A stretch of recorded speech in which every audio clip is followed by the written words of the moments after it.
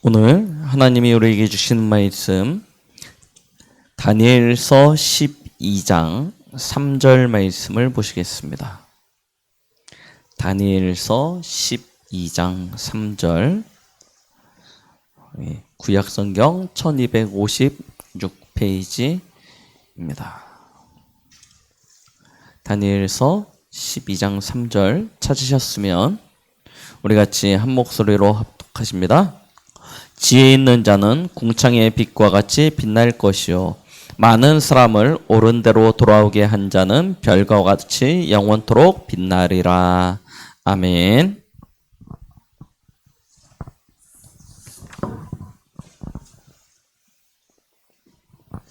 오늘 말씀 제목은 영원토록 빛나는 전도자의 여정입니다.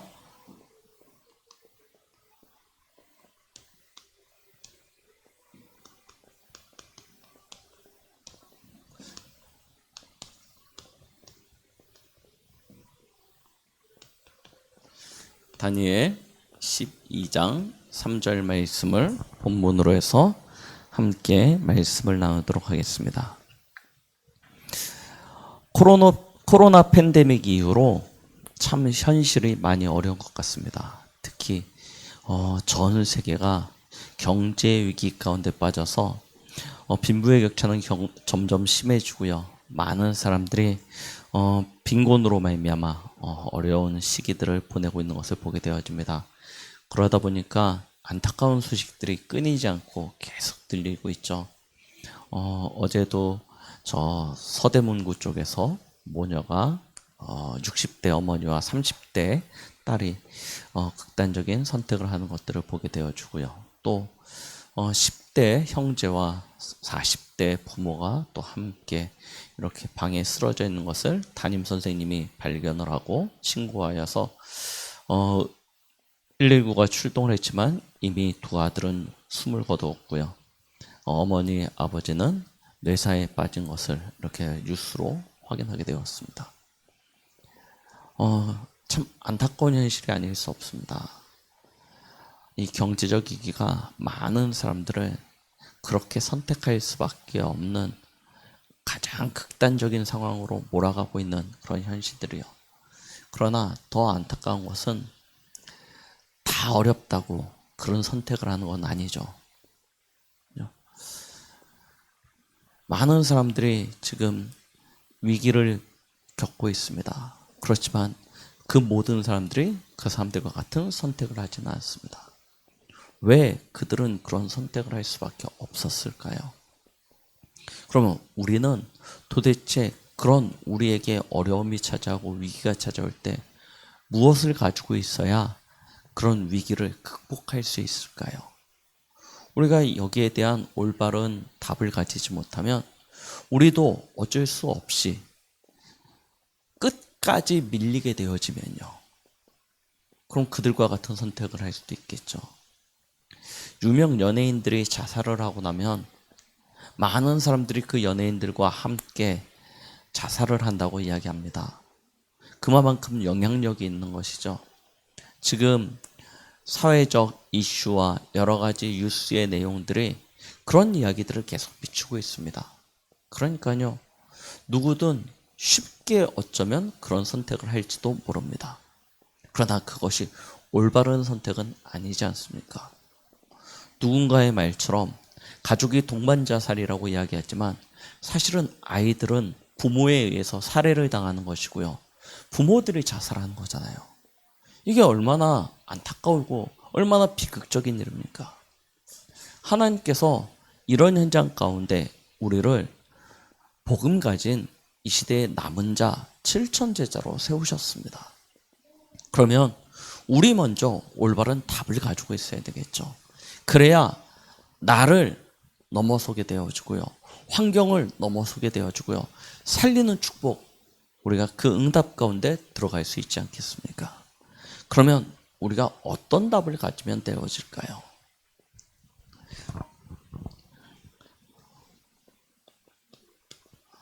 지금 우리가 살아가고 있는 세상은요,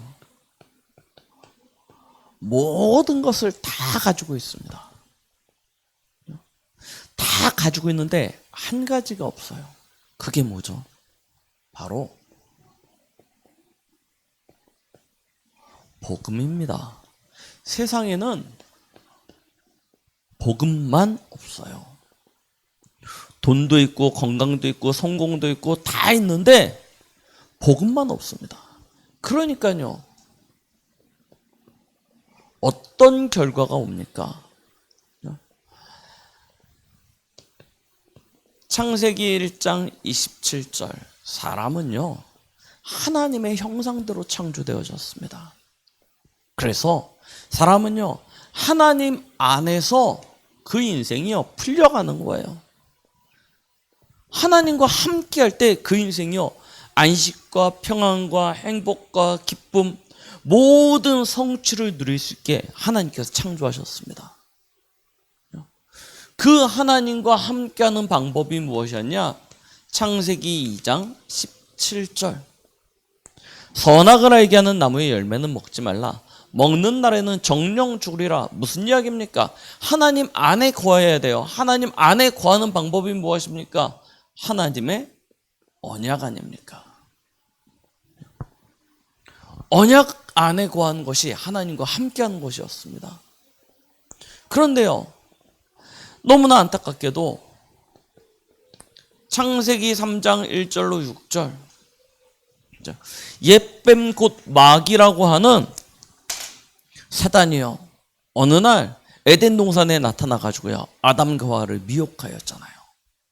그래서 하나님과의 이 약속을 깨뜨리게 만든 것입니다. 그게 뭐예요? 로마서 3장 23절 죄예요. 그 죄의 결과는 하나님의 영광에 이르지 못하게 되는 결과를 가져왔습니다. 하나님의 영광에 이르지 못하니까요 어떻게 되어지죠? 하나님의 형상의 축복이 다 없어져 버려요. 하나님의 형상의 축복이 없어지니까 삶을 살아가는 모든 것들이요 이제 축복이 아니라 저주요 재앙으로 바뀌는 거예요. 얼마만큼이요? 요한복음 8장 44절 너희 아비 마귀라고 이야기하였습니다. 사단이요 모든 사람들의 생명을요 사망으로 사로잡았어요. 자기의 권속으로 자기의 권세 아래 두은 것입니다. 자, 그 상황 가운데 있어요. 그러니까요 현장은 다 가진 것 같은데 사실은요 복음만 빠진 빈 곳이 되었습니다. 그 모습이 창세기 3장이에요. 나 중심 아닙니까? 나밖에 몰라요 사람들이요. 그런 상태가 되어졌다니까요. 그 결과는요 창세기 6장 아닙니까? 완전히 사람들이 죄 가운데 빠져서 생각하고 행동하는 모든 것이 악할 뿐이에요. 왜 그런가? 성경은 이야기하고 있습니다. 네피림이요. 네피림에 빠졌어요. 그의 삶과 모든 생각과 마음이 온통 악한 상태. 그 상태에서 성공하려고 그래요. 성공만 하면 된다고 이야기해요. 그러니요 세상은요 혼란해질 수밖에 없죠. 자,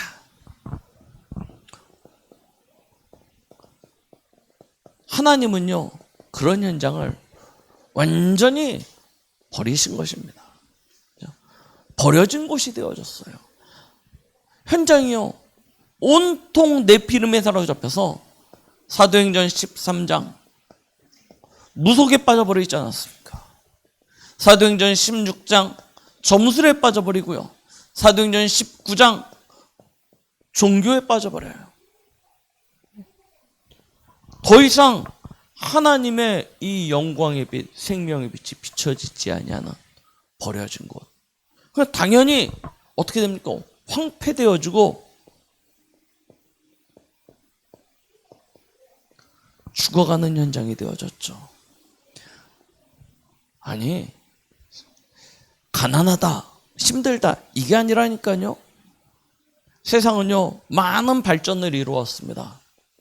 우리 역사를 보시면 아실 것입니다. 조선시대 말 우리나라가 평균 연령이 40대도 채 안 됐어요. 그래서요, 환갑잔치를 굉장히 크게 했죠. 그때는 제 키가 큰 키였습니다. 지금은 작은 키지만 그때는 제 키가 큰 키였어요. 사람들이요, 못 먹고 못 살아가지고요, 너무 힘든 그런 모습이었습니다. 그런데요, 지금 불과 얼마의 시간이 흘렀습니까? 이 대한민국이요, 얼마만큼 발전했냐? 전 세계에 나가도요, 한국만큼 잘 사는 나라가 없어요. 우리나라 얼마나 잘 사는지 아시지 않습니까? 입고 다니는 옷, 외국 사람들이요, 저희들이 입는 옷 가격 들으면요, 뒤로 나가 자빠져요. 이렇게 비싼 옷 안 입어요, 외국 사람들은요. 신발? 이렇게 비싼 신발 못 신는다니까요. 저희는 그냥 이렇게 걸치고 다니는 것들이 외국 사람들이 보면, 외국이라고 이해하는 게 저 아프리카, 동남아시아를 이야기하는 게 아니에요. 저 선진국에 가도요, 우리나라 사람들처럼 비싼 옷 안 입고 다닙니다. 우리나라 사람들처럼 비싼 액세서리 못 하고 다녀요. 없어요, 돈이. 우리나라처럼 잘 사는 나라가 없다니까요. 개개인이 얼마나 풍요로운지 모릅니다. 그런데 현장은요, 죽어가고 있다니까요. 완전 죽어가고 있습니다. 영적으로는 마귀의 자녀 아닙니까? 그러니 당연히 뭐가 옵니까? 영적 문제 오겠죠. 마귀 자녀니까요. 영적 문제가 올 수밖에 없는 것입니다. 잘 사는데 들여다보면 완전히 나 중심, 물질 중심, 성공 중심으로 해서 무속, 점술, 이 종교에 꽉 사로잡힌 영적 문제, 해결되어지지 않는 문제 가운데 잡혀 있는 것입니다. 이 문제를 해결해 보려고 열심히 우상과 이 종교를 찾아보지만 그 역시도 참된 해답이 못하기 때문에 오히려 더 큰 고통과 재앙만을 찾아오게 되는 것이죠. 그러니요, 사람들은 풍요로움과 반대로 정신 문제에 빠질 수밖에 없고요. 육신은요, 점점 고달파져서요, 사람들이 힘들다라는 이야기를 입에 달고 삽니다. 행복하다, 인생이 즐겁다, 너무 좋다, 이런 이야기를 하는 사람들을 거의 찾아볼 수 없다니까요. 다 죽겠다고 그래요. 그러다가 결국 어디 가냐? 죽음이라니까요. 영원한 지옥입니다. 내세 문제예요. 이게 그런데 우리의 자녀와 후대에게 그대로 전달되어 가지 않습니까? 잘 사는 것 같습니까? 아니라니까요. 죽어가는 현장이라니까요. 사람들이 전부 다 죽어가고 있습니다. 우리 이거 정확히 보셔야 돼요. 왜 그렇다고요? 하나님 떠나면요, 이 문제를 벗어나지 못하는 것입니다. 네피림이요. 결국 사단에게 사로잡혀서요, 성공한 노예 신세라니까요. 돈 많은 포로라니까요. 완전 명예 가진 속국입니다. 그 신세를 면하지 못하는 거예요. 어느 날 여호와의 입김이 한번 훅 불면요, 사단이 한번 확 흔들면요, 다 무너질 것. 내 것이 아닌데 내 것인지 착각하고, 영원한 것이 아닌데 영원의 것이라 착각하고 완전히 속은 상태에서 살아가는 거예요. 진짜 신부는 노예고 포로고 속국인 것입니다. 세상은요, 지금 이 가운데 있어요. 그러니까요, 사람들의 모습이 얼마나 힘듭니까? 자, 이런 현장에 하나님께서 저와 여러분들을 먼저 선택하시고 구별하셔서 복음을 알게 하시고, 이 시대에 남은 자 7천 제자, 우리 렘넌트들의 진짜 거룩한 씨가 되어 세상을 살리는 축복을 주셨습니다. 자, 어저께 초신 종강 예배 때 유목사님이 메시지를 하셨는데, 사과 하나를 들고 나오셔서 사과를 보여주시면서 이 사과 안에 작은 씨가 있는데 그 씨앗을 땅에다 심고 가꾸면 거기서 뿌리가 내리고 싹이 나서 자라면 이 하나의 씨앗이 몇백 개의 사과를 맺게 할 뿐만 아니라 해가 지나면 지날수록 더 풍성하게 열매를 맺게 된다라고 아이들한테 말씀하시더라고요. 그런데 아이들은 그냥 그 이야기를 그런가 보다 하고 들어요. 왜냐? 당연히 잘 모르죠. 그런데 우리가 가진 이 복음이 그와 같다니까요. 작은 씨앗 같습니다. 별거 아니죠. 겨자씨처럼 보이죠. 사과씨는 큰 거고요. 겨자씨만 할지도 모릅니다. 그런데 하나님께서 여러분들의 심령을 옥토로 바꾸셔서요. 그 떨어진 씨앗이 100배, 60배, 30배의 열매를 맺는데 일회성 열매가 아니고 계속해서 열매를 맺는. 그래서 오늘 말씀 제목이라니까요. 영원토록 빛나는 전도자의 삶. 이 응답을 우리에게 주시는 것입니다. 그렇죠? 그래서 저와 여러분들은 이때 어떤 축복을 누리시면 되냐? 다른 것 말고요. 영적 서밋으로서는 축복을 누리시면 됩니다. 영적 서밋의 축복을 어떻게 누리냐? 우리 지난 몇 주간 일부 예배를 통해서 계속 말씀 들으셨죠. 여러분들의 정체성부터 분명히 하시면 된다니까요. 내가 누구냐? 저와 여러분들은요, 성삼위 하나님 안에 거하는 자입니다. 성부 하나님께서 여러분들을 창세전에 영원전에 구별하였어요. 어머니의 뱃속에서 잉태되기 전에 그 배에서 나오기 전에 하나님께서 여러분들을 성별하셨어요. 여러분들의 모든 삶, 여러분들의 모든 시간표는 하나님의 계획 가운데 있습니다. 이 축복을요, 실제로 누리시기 바랍니다. 믿으세요. 나의 모든 인생의 시간표, 하나님의 계획 가운데 있는 것이구나. 그 계획이 어떻게 성취되어졌냐? 성자 예수님을 통해서요.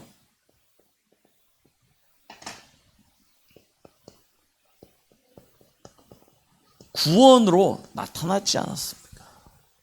우리가 아직 죄인 되었을 때 그리스도께서 십자가에 죽으심으로 하나님의 우리를 향한 그 사랑을 확증하신 것 아닙니까?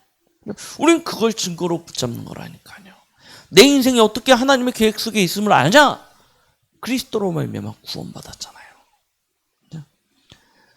예수를 주라 고백하는 것이 저와 여러분들의 의지로 되는 일입니까? 아니잖아요. 성령이 아니고선 주를 고백할 수 없는 것입니다. 하나님께서 우리를 그의 아들로 구원하셔서 하나님의 자녀 삼으셨습니다. 그리고 성령으로 우리와 지금 함께하고 계시죠. 이 사실을 실제로 누리시기 바랍니다. 어떻게 함께 하시냐? 그냥 함께 하시는 게 아니고 능력으로요. 하나님의 능력으로 우리와 함께하고 계시는 것입니다. 그래서 이 사실을 알게 되어지면 오늘 대표 기도회 때 말했던 것처럼 저희는 영적 독립을 할 수 있다니까요. 사단은 계속해서 우리를 미혹하고 유혹하여서요. 세상과 사람의 도움을 요구하도록 그렇게 만듭니다. 나를 돕는 사람이 없어서, 나를 알아주는 사람이 없어서, 세상이 나를 몰라줘서 라고 착각하게 만들어요. 그런데 그것이 아닙니다. 하나님이 여러분들을 노바디에서 시작하게 하시는 거예요. 아무도 없는 곳에서 시작하게 하십니다. 왜냐? 오직 하게 하신다고요. 오직 예수 그리스도, 오직 하나님의 나라, 오직 성령의 충만, 이 축복 누리도록 하시기 위하여. 그래서 그 안에서 하나님이 하시는 일로 말미암아 완전하고 충분하고 모든 건 누릴 수 있도록 하나님께서 지금 작업하고 계시는 것입니다. 노바디인 것 같지만 하나님께서 거기서요,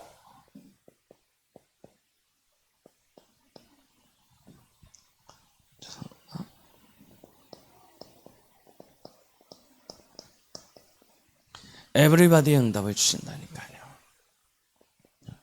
이 축복을 놓치지 마세요. 하나님 안에 거하면 완전합니다. 충분합니다. 모든 것이 그 안에 다 있습니다. 하나님은 저와 여러분들에게 이 응답을 주고 계세요. 그러니까요, 아무도 없어도 상관없습니다. 오히려 어쩌면 그것이 더 좋습니다. 왜냐? 오직 하나님만 바라볼 수 있기 때문에. 이 축복을 실제로 누리고 있으니까요, 무엇이 확인되어지냐?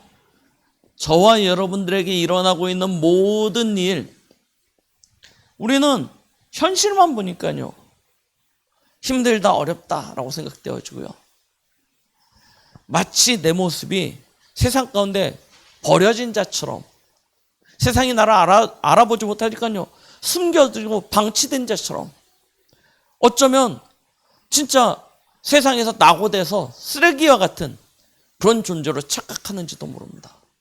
그런데요, 창조주 하나님 안에 내가 있음을 알고요, 그가 내 안에서 지금 모든 것 속에서 역사하심을 실제로 확인하게 되어진다면요, 아니죠.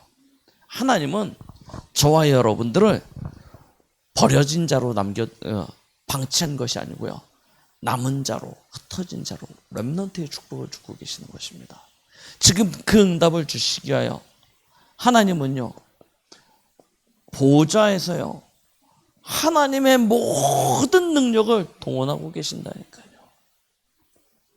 그래서 시 공간을 넘어서는 하나님의 축복이 우리에게 나타나자는 거예요. 얼마만큼이요? 237 세계복음 할 수 있을 만큼 하나님께서 역사하시는 것입니다. 그래서 말씀드렸잖아요. 진짜 우리에게 일어나는 사실 중에 사실이 뭐냐면, 지금 하나님이 나와 함께 한다는 것입니다. with. 그 하나님이 내가 있는 곳에 우리와 함께하고 계신다는 것입니다. 그리고 모든 것 가운데서 보좌 시공간 초월 237의 빛으로 역사하고 계신다는 사실입니다. 이게요, 우리에게 사실이 되어지는 거예요. 자, 그러니까요, 우리는 세상과 다른 선택을 하죠. 어떤 선택입니까? 역발상이라니까요.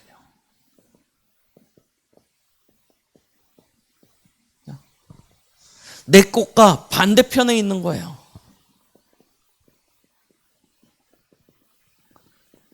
세상이 말하는 것과 반대편에 서는 것입니다. 우리는 하나님의 것으로 집중할 수 있어요. 내가 생각하는 것, 내가 계획하는 것, 내가 꿈꾸는 것보다 더 좋은 것, 더 완전한 것이 나의 반대편에 있다니까요. 어디예요? 하나님 안에요. 그래서 하나님 것으로 집중하죠. 그것이 무엇입니까? 하나님 나라의 일입니다. 그렇죠? 이것으로 완전 집중할 수 있게 되는 거예요. 그래서 오늘 말씀입니다. 뭐라고 하셨냐?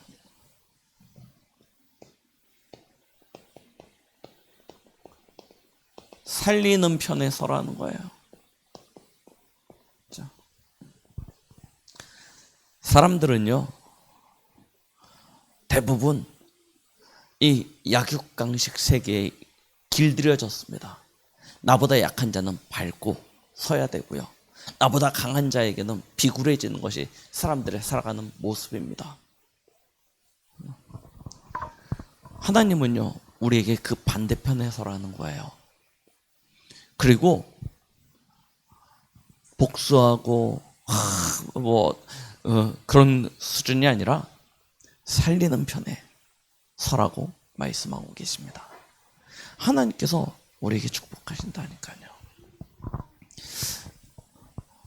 한 선교사님이 선교를 나가기 전에 집에서 아이와 함께 대화를 나누었습니다. 아이가 아빠가 이제 선교 나간다는 걸 알고요, 아빠한테 이야기하는 거예요. 아빠가 만약에 이렇게 선교를 하러 갔는데 거기는 인디언들이 아빠를 공격하면 아빠는 그들을 총으로 쏠 거야? 라고 질문을 해요. 그랬더니 아빠가 아니? 라고 대답을 해요. 아이는 이상하잖아요. 그 인디언들 원주민들이 공격을 하는데 아빠는 왜 총으로 안 쏴? 나를 보호하지 않아? 라고 물었더니 아빠가 이렇게 이야기합니다. 나는 천국에 갈 준비가 되어 있지만 그들은 아직 천국에 갈 준비가 되어 있지 않잖아 라고 대답을 해요. 그러고 난 뒤 얼마 안 있어서 진짜 저 남아메리카 에콰도르의 아마존으로 선교를 떠납니다. 5명의 친구들과 함께 선교를 떠나서 선교지에 도착하고 며칠 만에 연락이 단절되어져요. 그래서요, 미국에서요, 공군을 파송해가지고요, 그들을 막 찾았습니다. 찾아보니까요, 한 사람은 이쪽에서, 한 사람은 저쪽에서 살해를 당해가지고 쓰러져 있는 것들을 발견하게 되어져요. 그들의 안주머니에는 총이 있었습니다. 단 한 사람도 거기서 총을 쏘지 않았어요. 왜요? 아까 말씀드렸죠. 나는 천국에 갈 준비가 되어져 있지만 아직 저들은 천국에 갈 준비가 되어 있지 않잖아. 미국에선 난리가 났습니다. 젊은이들이 저 아마존의 낯선 현장에 가서 그 귀한 생명을 헛되게 잃어버렸. 그런 사건이 일어나니까요. 막 불릴 듯이 교회를 탓하고 그들을 원망하고 이야기합니다. 그렇게 끝나가는 것 같았습니다. 그런데요, 생명을 살리는 선택은 그렇게 무너지지 않습니다. 하나님께서는요, 그의 아내들과 그리고 자녀들을 통해서요, 그 원주민 부족 마을에서 전도운동을 시작하게 하시는데요, 그 선교사님들을 죽였던 그 일에 함께 동참했던 원주민들 가운데 중직자들이 세워지고요, 목회자가 세워지고요. 그래서 그 현장에 나중에 방송팀이 들어가 봤더니 그 현장이요, 교회가 세워지고 거기서요, 복음의 역사가 일어나고 있는 것들을 보게 하셨습니다. 우리가 잘 알고 있는 짐 엘리엇이라는 선교수 팀의 이야기입니다. 우리는 살리는 편에 서는 것입니다. 세상 사람들이 이야기하는 것과 반대에 서는 것이라니까요. 생명이, 이익이, 그것을 원하는 것이 아니고요, 하나님의 편에 서서요, 하나님이 원하시는 것으로, 세상이 말하는 미련한 자 같지만 진짜 하나님의 것을 위하여 살아가는 자로 우리는 그런 선택을 하는 것이죠. 하나님께서는 그런 사람들을 통해서 일하셨습니다. 보세요. 창세기 6장 14절에 노아요, 미련한 자였다니까요. 그러나 그는 120년 동안 방주를 만들 이유가 있었습니다. 왜냐하면 살려야 되기 때문이에요. 그래서요, 사람들의 손가락질, 조롱과 멸시 다 받아들이고 감내해가면서 120년 동안 방주를 만듭니다. 하나님께서는 어떻게 역사하시는지 우리 성경을 잘 아시니까요. 창세기 45장 5절, 요셉이죠. 형들은요, 요셉이 애굽의 총리가 되었다는 사실을 알고 두려움에 떱니다. 그런데 요셉은 뭐라고 이야기합니까? 나를 애굽에 팔았음으로 인하여 두려워하지 마소서. 형들이 나를 판 것이 아니고 하나님께서 당신들과 당신들 후손의 목숨을 보존케 하시기 위하여, 그 생명을 보존케 하시기 위하여 나를 먼저 앞서 보내셨습니다 라고 이야기를 해요. 나중에 창세기 50장에 보면요, 아버지 야곱이 죽자 형들은 또다시 두려움에 빠집니다. 우리를 지켜주던 방패가 되었던 아버지 야곱이 죽었으니 우리가 또 해코지를 당할까 봐. 그때 요셉은 같은 고백을 다시 형들에게 이야기합니다. 그러면서 하는 이야기가, 이제 내가 당신들의 그림자, 당신들의 방패가 되어주겠습니다. 보호자가 되겠습니다. 라고 이야기해요. 하나님은요, 누구를 통해서 일하시는지 보시라니까요. 많이 있지만요, 몇 명만 예로 들겠습니다. 사무엘상 24장 1절로 7절에 보면 다윗의 이야기가 나오죠. 다윗이 엔게디 광야로 도망쳐가지고요, 굴에 숨어 있었습니다. 그때 사울이 군대 1000명을 끌고요, 다윗을 잡으러 옵니다. 그러다가 날이 너무 덥고 힘드니까요, 사울이요, 굴에 들어와서 잠들어 버렸어요. 마침 그 굴이 다윗이 신하들과 부하들과 함께 숨어있던 굴이에요. 부하들이 다윗에게 이야기합니다. 하나님이 우리에게 이렇게 복수할 수 있는 그 시간표를 줬습니다. 그러나요, 다윗은 뭐라고 얘기합니까? 하나님께서 기름 부어 세운 자를 우리가 어찌 할 수 있겠냐라고 이야기하십니다. 하나님이 아신다고 하면서요, 사울을 돌려보내는 것을 우리는 확인하게 되어지죠. 그와 같은 일이 2번이나 반복되어집니다. 하나님께서는요, 너무나 잘 아십니다. 그래서요, 결국 어떻게 작업하시냐? 사울의 목숨을 취하시고 다윗을 이스라엘의 왕으로 세우시는. 자, 오늘 저희가 보고 있는 다니엘서이죠. 다니엘서 1장 8절로 9절 말씀, 다니엘서 3장 16절로 18절 말씀, 다니엘서 6장, 다니엘과 세 친구의 이야기입니다. 그들이 어느 편에 서는지를 보시라니까요. 다니엘서 1장에 왕의 포도주와 진미를 안 먹기로 결단합니다. 그죠? 우리 지난주 다니엘서 3장 말씀 들었죠. 그렇게 하지 아니하실지라도 우리는 왕이 세운 신상 앞에 절할 수 없습니다. 라고 고백하는 것입니다. 그리고 다니엘서 6장은 사자굴에 들어가야 될 상황임에도 불구하고 다니엘은 이야기하죠. 전에 행하던 대로 예루살렘을 향한 창을 열고 하나님 앞에 기도합니다. 무엇 때문입니까? 우리는 살리는 편에 서는 것이라니까요. 어느 편입니까? 하나님 편에 서는 것입니다. 그때 하나님께서는요, 모든 것을 합력하여 선으로 바꾸시는 시너지 효과를 통해서요, 응답하십니다. 로마서 8장 28절. 문제인 것 같고 갈등인 것 같고 어려움인 것 같지만 그것을 통로로 삼으셨어요. 하나님은요,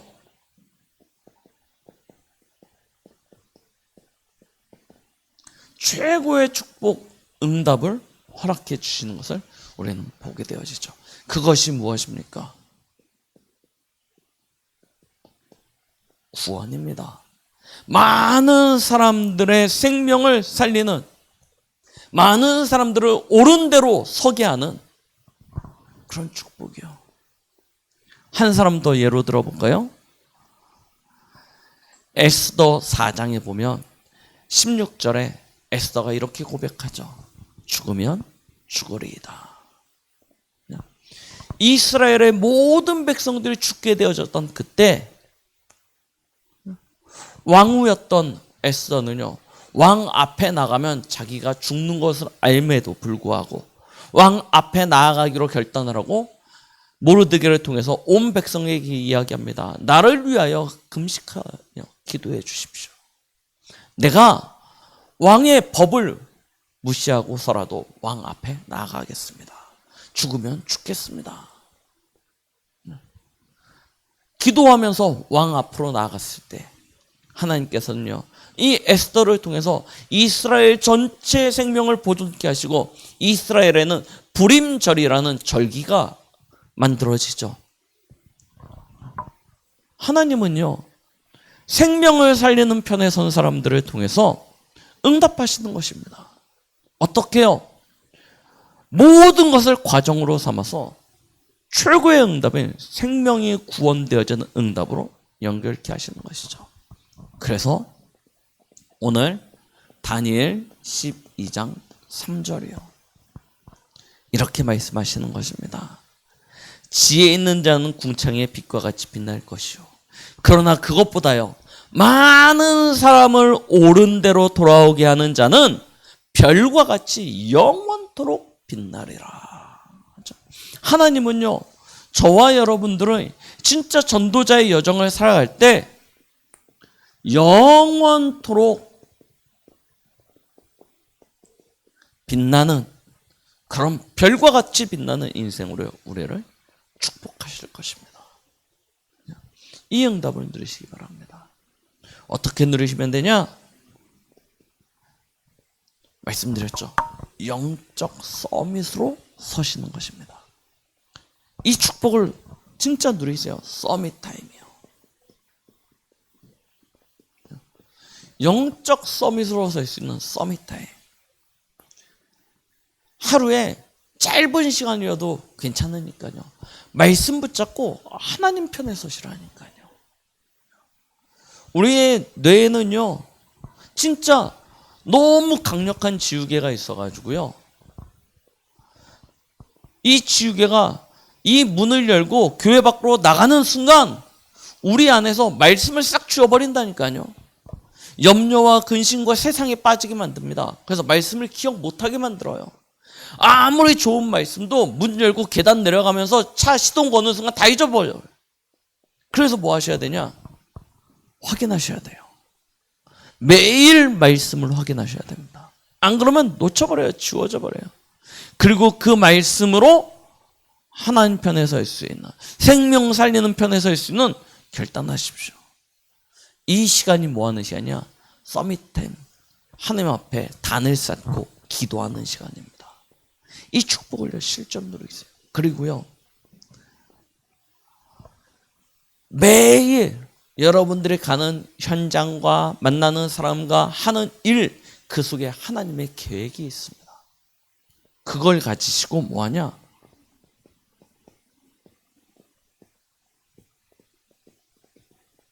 전도자의 여정을 걸어가세요. 그렇죠? 여러분들이 가는 그 현장은 먹고 살기 위해서 하나님께서 허락하신 현장이 아닙니다. 생명 살리게 하시기 위하여 하나님께서 준비하신 현장으로 여러분들을 인도하셨습니다. 그 현장에 딱 가자마자 문이 확 열리고 생명이 막 살아나고 하면 좋은데, 이미 오랫동안 여기서 길들여진 세상이기 때문에 그렇게 쉽지가 않아요. 그래서 뭐 하셔야 되냐? 영적 싸움을 하시는 것입니다. 어떻게? 말씀과 기도로. 영적 싸움 계속 하세요. 하나님께서 우리가 영적 서밋으로 서면서 현장에서 영적 싸움을 할 때 어느 날 문을 여신다니까요. 그 문이 열릴 때까지 혼자서요, 그 현장에서 영적인 서밋으로 설 수 있는 서밋 타임의 이 축복을 계속 조급하실 필요도 없고요. 그렇죠? 여러분들이 막 어떻게 문을 만들어 보려고 노력하실 필요도 없습니다. 안 열리면 하나님이 안 여시는 거잖아요. 그걸 왜 우리가 억지로 잡아 뜯어서 열려고 합니까? 그래서 문제 온다니까요. 중요한 건 뭐냐? 거기서 나를 영적 서밋으로 세우는 거예요. 그러나 우리의 생각과 우리의 시선은 늘 어디 있어야 돼요? 생명을 살리는 일로 집중하는 것입니다. 그래서 아마 많은 사람들이 다양한 문제를 가지고 여러분들 앞에 이야기를 할 것입니다. 그때 세상적인 방법이나 지혜를 알려주지 마세요. 그걸 모르는 것이 아닙니다. 그거는 그냥 네이버만 쳐봐도 다 나와요. 그거 말씀해 주지 마시고요. 그때가 하나님의 시간표일지 모릅니다. 사람들은 듣기 싫어할 수도 있겠죠. 그러나 하나님께서 복음 전하러 우리를 세우신 것 아닙니까? 그때 복음이 전달되어져야 되는 거예요. 항상 그렇게 서십시오. 사람을 만나고 사건을 당하고 어떤 현장을 갈 때, 내가 이 현장에 전도자로 왔지. 이거 기억하시고요. 중요한 일들 앞에서 복음이 전달되어져 있는 선택을 하시고요. 혹 이익과 손해 앞에서 다른 사람들을 대할 때는요, 생명을 빼앗고 상처를 주고 아픔을 주고 하는 선택보다는 내가 손해를 보더라도 그 사람을 살릴 수 있는 선택을 하십시오. 미련한 자들을 통해서 하나님은 일하십니다. 너무 이치야 이익에 밝은 자가 되지 마시고요. 오히려 말씀 앞에서 미련한 자로 서시는 은혜가 있길 바랍니다. 하나님은 그 모든 것을 합력하여 선으로 만드시는 시너지의 축복을 통해 우리를 별과 같이 영원토록 빛나게 하실 줄 믿습니다. 그런 응답을 드리는 우리 강북동구의 성도님들, 특히 우리 렘넌트들 되시길 예수 그리스도의 이름으로 축원드리겠습니다. 하나님 아버지 감사드립니다. 오늘도 우리에게 말씀 주심에 감사드립니다. 별과 같이 영원토록 빛나는 전도자의 여정 속에 우리를 인도하신 주님, 우리 강북동북의 좋은 성도들은 하나님 편에서 미련한 자로 살아갈 수 있는 축복 누리게 하여 주시옵소서. 하나님이 우리에게 허락하시는 합력하여 서로 이루는 시너지의 응답을 누릴 수 있도록 축복하여 주시옵소서. 예수 그리스도의 이름으로 기도드렸습니다. 아멘.